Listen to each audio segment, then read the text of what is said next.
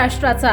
नमस्कार, मी गौरी, संध्या लाईव्ह मध्ये आपल्या सगळ्यांचं स्वागत। पुण्यातील सुमारे 1800 कोटी रुपये किमतीची महारवतन जमीन 300 कोटी रुपयांमध्ये पार्थ पवार यांच्या कंपनीनं खरेदी केल्याप्रकरणी चौकशीसाठी नेमण्यात आलेल्या महसूल सचिव विकास खारगे समितीचा अहवाल महसूल मंत्री चंद्रशेखर बावनकुळे यांना सोमवारी सादर करण्यात आला आहे। यामध्ये पार्थ पवार यांना अभय देण्यात आले। याबाबत पत्रकारांनी सुप्रिया सुळे यांना प्रश्न विचारला। या प्रश्नाचं उत्तर सुप्रिया सुळे यांनी दिले, पाहूयात।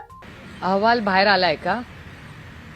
हो, सोर्सेस कडून बाहेर नाही, आल्याने सोर्सवर कसा विश्वास मी ठेवणार? जोपर्यंत मी अहवाल बघत नाही तोपर्यंत कसं एक कुठल्याही अहवालात भारत सरकार किंवा महाराष्ट्र सरकारचा कुठलाही रिपोर्ट हा जेव्हा येतो तेव्हा जोपर्यंत आपण तो वाचत नाही तो एक ऑफिशियल डॉक्युमेंट आहे, कसं बोलणार मला सांगा तुम्ही? सोर्सवर कसं एखाद्या सरकारी डॉक्युमेंटवर आपण बोलणार? या खूप गंभीर्याने घ्यायच्या गोष्टी असतात।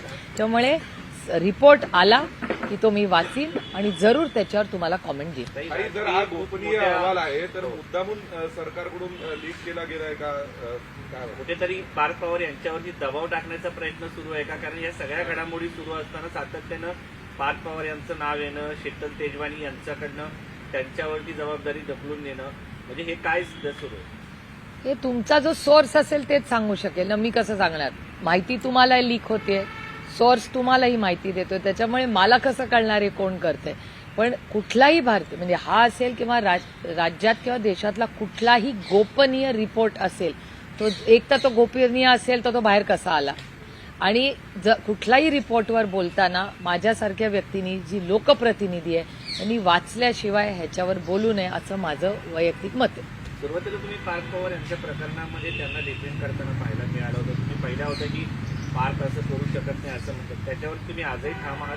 नाही, मी जेव्हा पार्थला प्रश्न विचारला होता मी तुमच्याच चॅनलवरती बातमी पाहिली आणि ती चॅनल बघून मी साधारणपणे कुणाबद्दल अशा बातम्या आल्या की मी त्या व्यक्तीला फोन करून विचारते की बाबा अशी बातमी आली आहे, काय आहे ही परिस्थिती?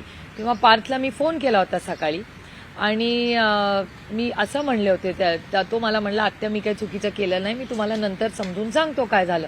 त्याच्यामुळे तेव्हा सकाळी मी तो स्टँड त्याच्यावर विश्वास ठेवून हा ठेवला आणि मला असं वाटतं आपण इन्क्वायरीचा जो कागद आहे तो इस्तोवर वाट बघू। पण एक गोष्टही खरी आहे की त्यावेळीच जेव्हा म्हणजे मी पार्थवर विश्वास ठेवला आणि त्यांनी जेव्हा मला सांगितलं की मी काही चुकीचं केलं नाही त्याच्यावर मी तो विश्वास ठेवून ते स्टेटमेंट तेव्हा केलं। अजूनही तो कायम आहे? मला असं वाटतं की आपण ज्या मुलांना जन्मापासून पाहिलेलं आहे त्यांच्यावर आमच्या घरातले संस्कार हे झालेले आहेत। त्यामुळे माझा विश्वास आणि अपेक्षा माझी आमच्या घरातल्या प्रत्येक मुला आणि मुलीकडून अपेक्षाही आहे की त्यांनी कुठलंही काम ते करणार नाहीत आणि करूही नये इथून पुढेही। एवढी एक आत्या म्हणून, एक आई म्हणून, एक मावशी म्हणून आमच्या घरातल्या सगळ्याच मुलांकडून माझी ती अपेक्षा। ताई, काल सुनेत्रा पवारांच्या नेतृत्वामध्ये पक्षाची बैठक देवगिरीवरती पार पडल्याचं बघायला मिळालं। त्यात चर्चा ज्या पद्धतीने झाली त्यानुसार 26 तारखेला सुनेत्रा पवार या राष्ट्रीय अध्यक्ष होतील अशा पद्धतीची माहिती समोर आली। त्या गटाने काय करायचं किंवा काय नाही करायचं तो त्यांच्या गटाचा विषय आहे ना, त्याच्यामुळे त्या ज्या बातम्या येत आहेत तो त्यांच्या त्या गटाच्या आहेत, त्याच्यामुळे ह्याची मला फारशी काय माहिती नाही। पुणे जमीन गैरव्यवहारात परत मॅम एक गोष्ट अशी आहे की तेजवानी जे आहे त्या जमिनीसाठी उच्च न्यायालयात जेव्हा गेले तेव्हा उच्च न्यायालयाने सांगितलं आहे की कशा प्रकारे हा उच्चभ्रू घोटाळा आहे।